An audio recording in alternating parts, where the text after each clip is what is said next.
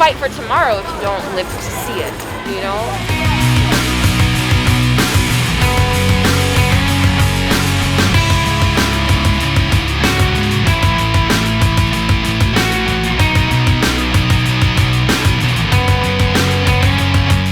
If you know what you believe in, you know it's right, and you're speaking on it with conviction, somebody will listen. Even if they don't agree with you, somebody will listen, and that's enough.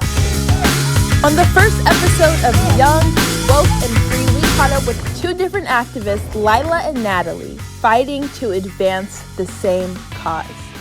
My name is Lila. I'm 22 years old. I live in Los Angeles, California. I come from a long line of strong, outspoken, rebellious women and men who have never taken no for an answer in the face of injustice. I have a little bit of restorative yoga for you. Are you down for that? Before every March with Active Advocate, Lila hosts a peaceful yoga demonstration to set intention for the day. So you're a part of Active Advocate and you've been out almost every day making your voice heard. When did you join this group? So it was just a random spur of the moment thing. You know, the protests have been ongoing since the murder of George Floyd. And in the beginning, I was afraid to go out because of the coronavirus. But as, you know, time went on, I lost my fear. And one day I found this group that was nearby. And I was like, you know what, let me just go out. Let me show up. And I found this group. I found my people, my community, and I just kind of fell in love with the movement. Active Advocate!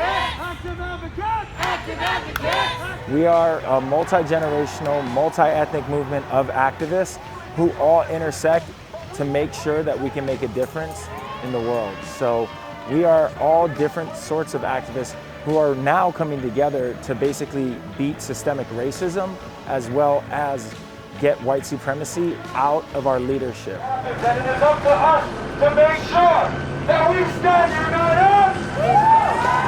One of the things I like most about the group is that they are out every day. They do some sort of action every single day, whether it be marching, writing letters to government officials, feeding people on Skid Row, just doing other community outreach, collaborating with other groups. It's an everyday thing. So they're pulling in right now. Where they park that bus is right up the street. Where's this?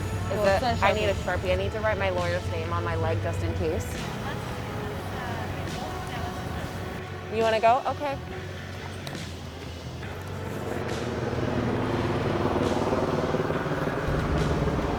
Thank you for recording.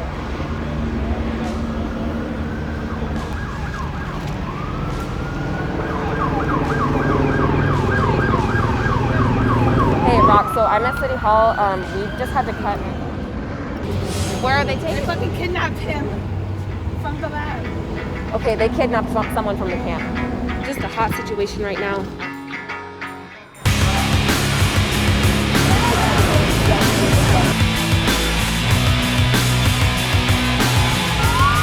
Yes, and they got guns. They're coming. If you don't have a helmet, stay away from the front. So my name is Natalie. So I just turned 18 and I realized that it's, you know, I kind of have no more excuse to not stand up for what's happening in the world. I'd always found myself being the type of person to be more so of a leader. If I wanted something done and somebody else wasn't going to do it for me, I was just going to go and do it. So the actual protest, I was expecting like 50 people, probably 50 to 70 people. And then just as we kept sitting there, they just didn't stop coming. Like even when we started marching, people just did not stop coming. People were pulling up, jumping out of their cars to come catch us and join along.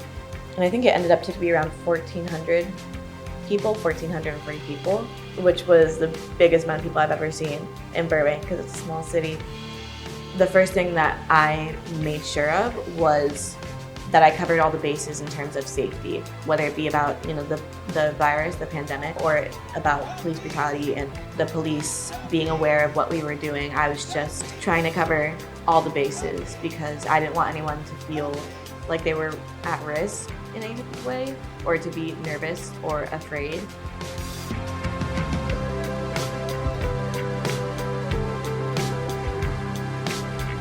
My biggest advice to someone who wants to get out there but doesn't know where to go or how to find people, definitely check social media first. Check your local social media, because I guarantee you there is at least 1 or 2 groups in your area who cares about some type of activism. There are people in your area who have a voice and want to use it, and they want you to join too. I like to say activists are everybody everywhere. There is some point in everyone's life where something's going to make you mad and you're going to want to get out and do something about it. And that time for everybody is different, but you'll know when you know.